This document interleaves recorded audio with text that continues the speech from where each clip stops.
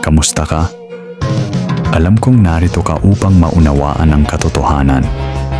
Katotohanang hindi mo pa narinig o nalalaman sa kahit sinong taong nakilala mo. At kung gusto mong malaman, manatili ka at sama-sama nating lalakbayin ang sistema ng buhay. Ano ba ang katotohanan? Ito ay isang masakit na salita kung ito ay pakikinggan mo, ngunit ito ay makakabubuti sa iyo kung tatanggapin mo. Maraming tao ang nabubuhay sa kasinungalingan upang hindi nila maramdaman ang sakit ng realidad, ngunit ito rin ang dahilan upang mabuhay sila sa kamangmangan. Kung ayaw mo nang mabuhay sa kasinungalingan, may mga sasabihin ako upang maintindihan mo ang mga dapat tandaan dito sa mundo.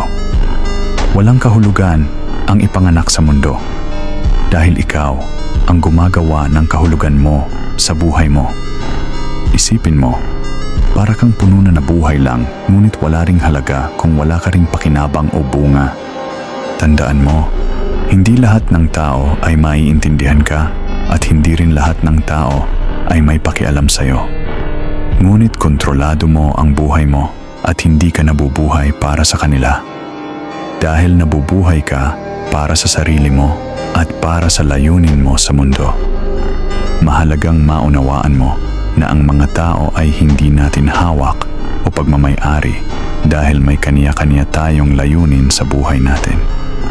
Maraming tao ang gumagamit ng ibang tao upang maging magtagumpay ang mga plano nila at maaring gamitin lang nila yun para sa sarili nilang interes. Ngunit nasa sayo kung magpapagamit ka o magiging laruan ka ng mundo.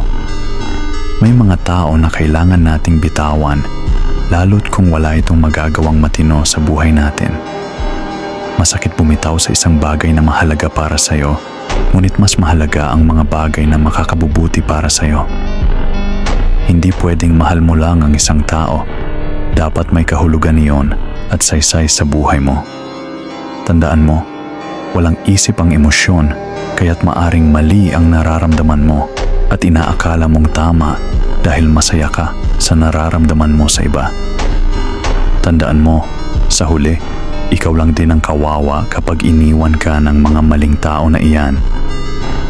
Mahalagang pumili ng tamang landas para sa tiyak na kinabukasan. May mga bagay na kailangang isakripisyo dahil kung hindi, maaring ikaw ang maging sakripisyo para sa kanila. Alam kong hindi lahat ay makakapanood sa video na ito, ngunit mapalad ka dahil napanood mo ito. Salamat sa pakikinig at hangad ko ang maging matalino ka at maging matatag sa lahat ng sitwasyon at sa lahat ng haharapin mo sa iyong buhay.